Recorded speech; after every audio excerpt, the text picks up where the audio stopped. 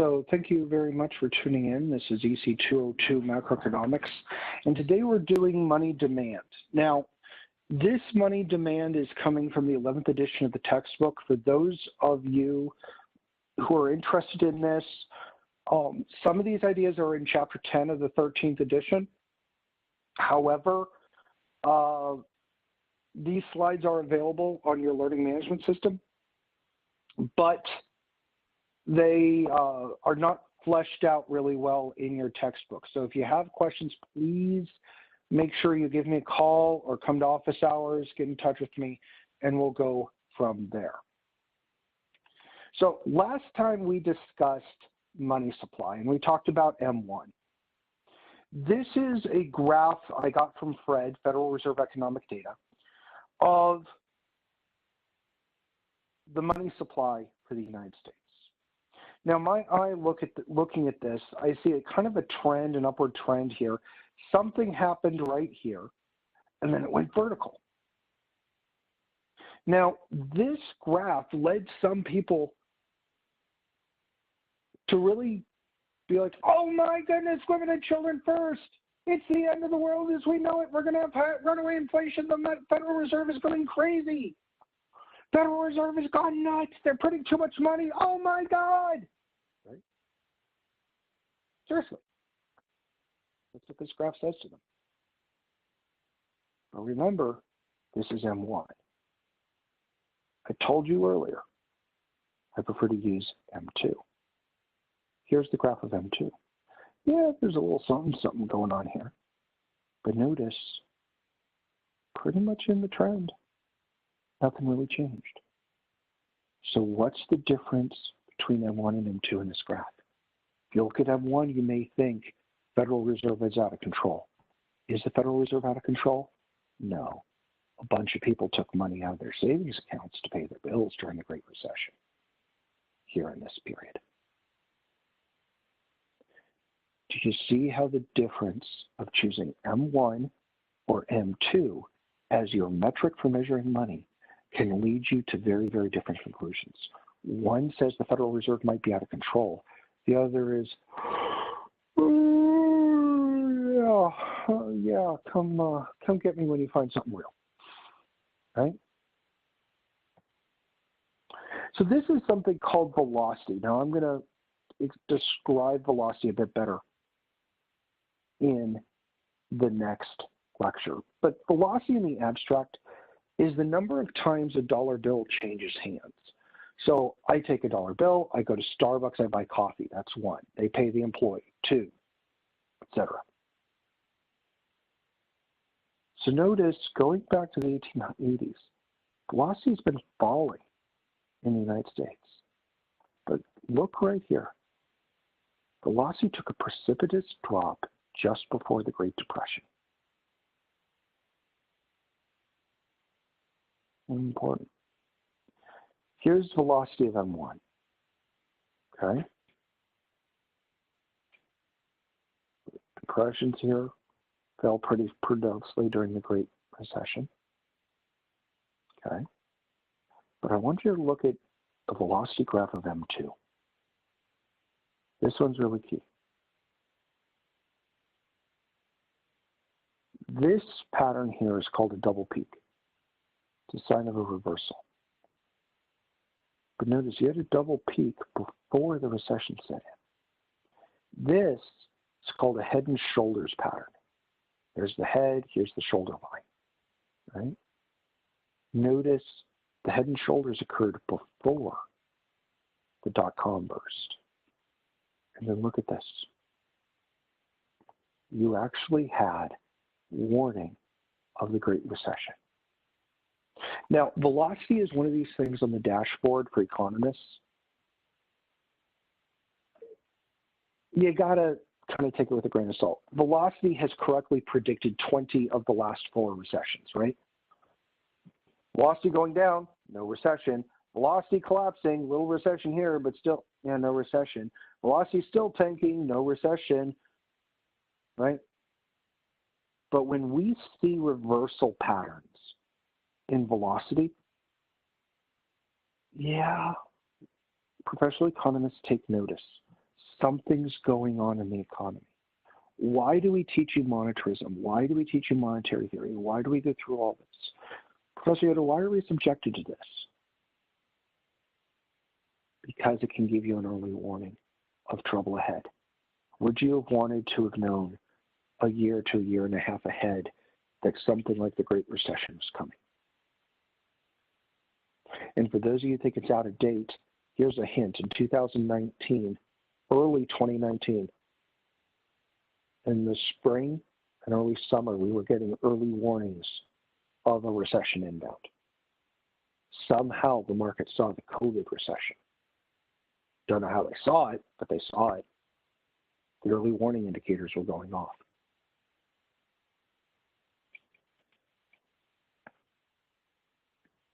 So there we go, money demand. So we did the supply end of the market. Now we need to do the demand side.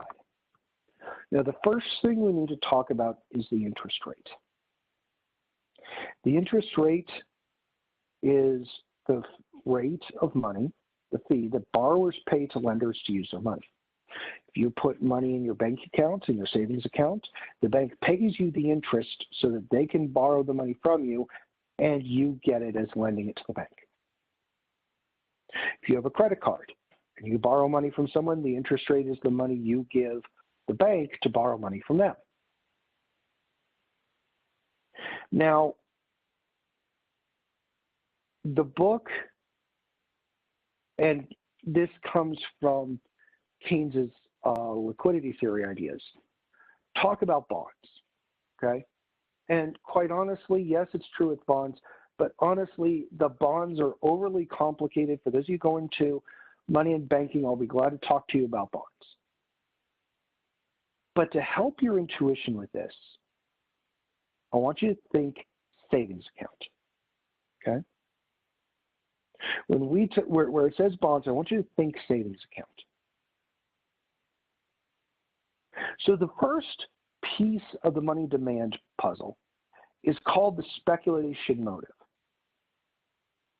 okay? And it's inverse related, or to put it politely, it's downward sloping. The amount of money you want to keep in your wallet is inversely related to the interest rate. What does that mean? All right, think of it this way. Imagine you had a savings account where every night at midnight, whatever's in your savings account doubled.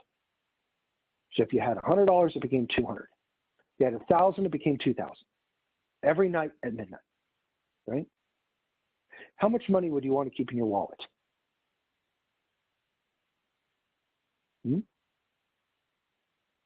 How much money, if you had that kind of account, would you want to keep in your wallet? The answer for me is next to none, right? I'll put it all in that savings account so it can double. I'd go to the bank of the couch where my son has his blanket and stuffed animals and everything on my couch. I would literally be shaking every last coin out of bank of the couch, right? The water fountains.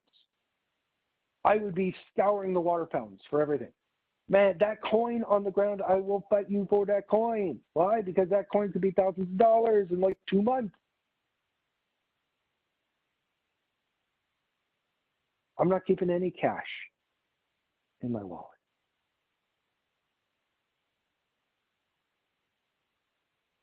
But what if the interest rate is zero? Well, the interest rate is zero, who cares? I'll keep the cash that I need for what I need. If I need cash for parking downtown, I'll keep some cash. You know, who cares?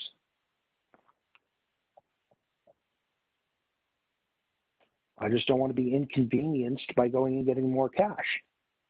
So I'll keep a lot more than if the interest rates are high. That's the speculation of it. If interest rates are low, I might even be demanding more cash. I might even be wanting to borrow some. Interest rates are that low, good time to get a car. So here is the money demand curve on a money market graph. On a money market graph, you have M for money. Now this is M1, M2, that's what's here. This is your money demand curve. Notice here on the y-axis is the interest rate. So as the interest rate decreases, the quantity of money demanded increases. Notice the language. We're using the same language as back in chapter 3. So if you struggled with the language in chapter 3, make sure you work through that because it's going to come back again. But as the interest rate goes up, the quantity of money demanded decreases or moves to the left because more people want to put money in an interest-bearing asset, in our example, the savings account. So the speculation motive or the speculative demand for money gives the money demand curve its downward slope. Now here it's got a nice little curve. You could just draw a vertical line. It doesn't matter. Don't get overly obsessed with the shape of the thing. Just understand it's downward sloping. Now we see this in practice in ATMs. In Europe, checking accounts pay far more interest than they do in the United States. And looking at interest rates, what happened?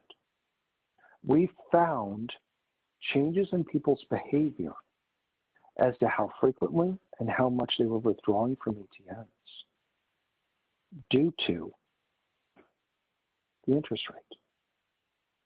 When interest rates go up, people would take out less cash each time, trying to keep more in their accounts and go to the ATM more often. When interest rate was low, they'd take out more and go less frequently.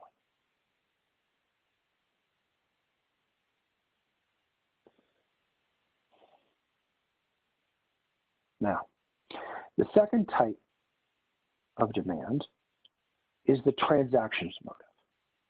This is why people hold money, to buy stuff.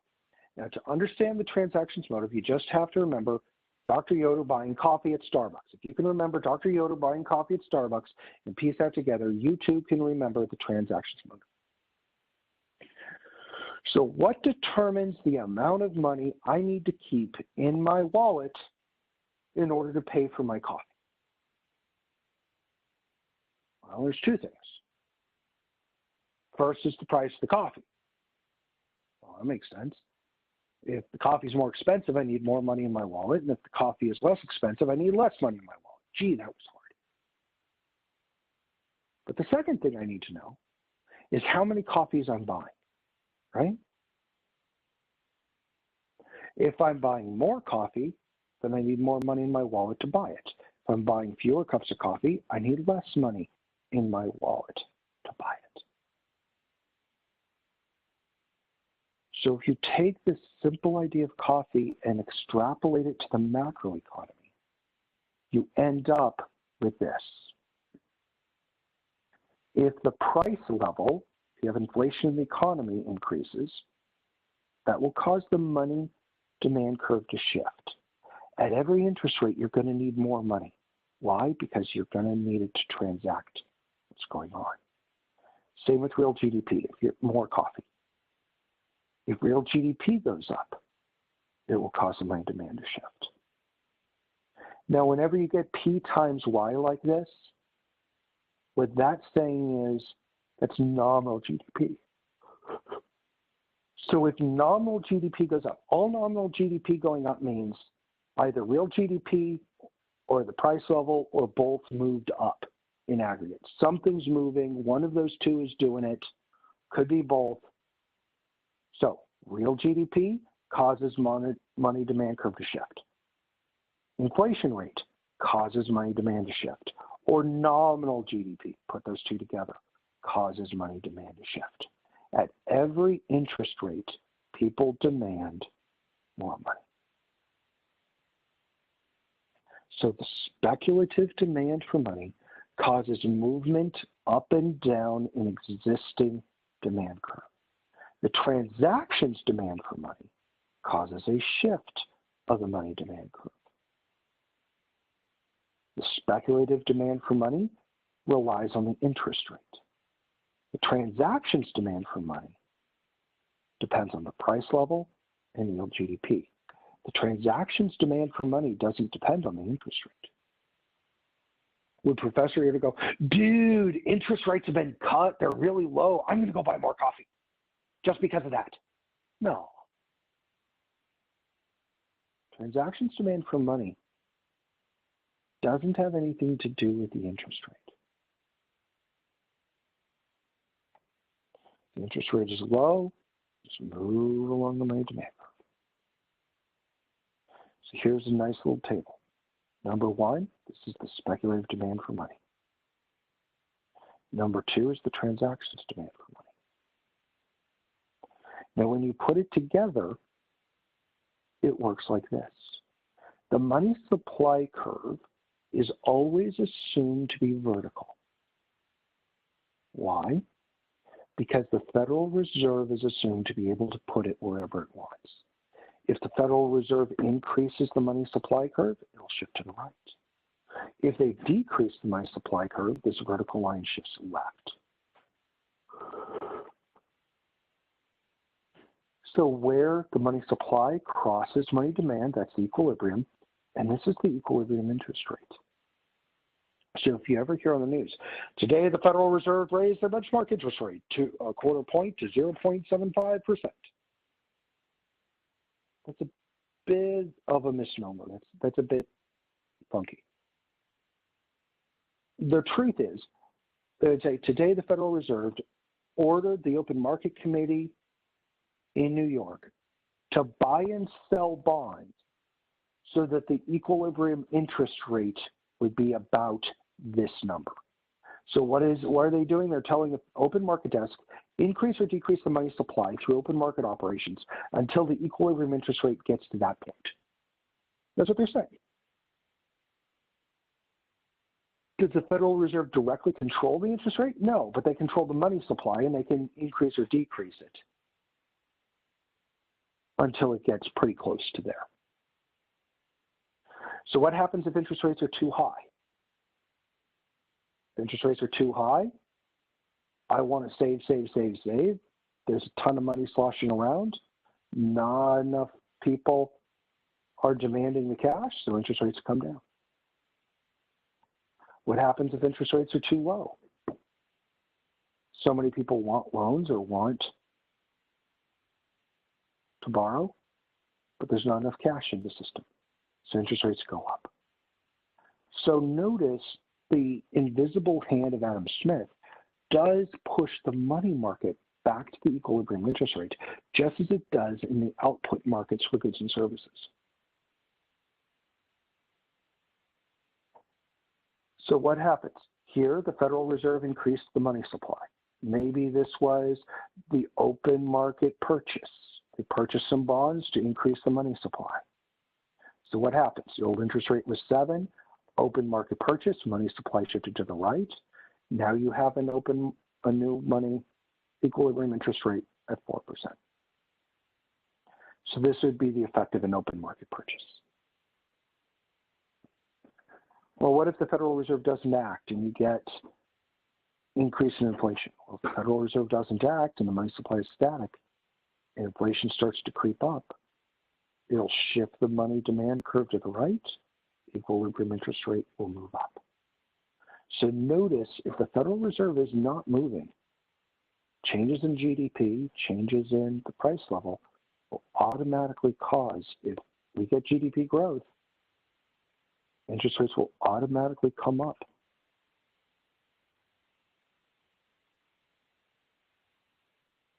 So thank you very much for listening.